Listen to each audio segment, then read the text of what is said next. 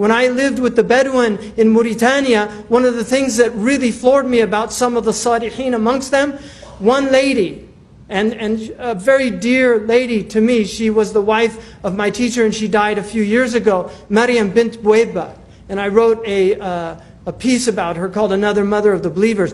Maryam asked me when I first arrived there in 1984, she asked me if I had family, and I said, yeah, and she said, what are their names? And I said, well, I've got, my mother's name is Elizabeth, and my father's name is David, and my brother's name, I have two brothers, one's name is John, and the other's Troy, and then I have 4 sisters. I have Kathleen, Patricia, Elizabeth, who's now called Nabila, and Mariah. And I didn't think anything of it. I left, after I left that period, there were 10 years before I went back. When I first saw Maryam, after 10 years, she said to me,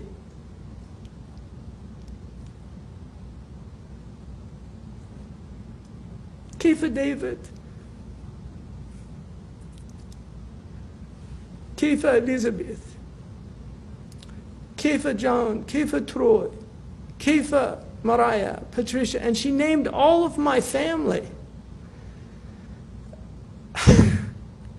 And it just really, it was such a dagger to the heart, because I realized she wasn't just asking to chat. She wanted to know their names. And she internalized their names.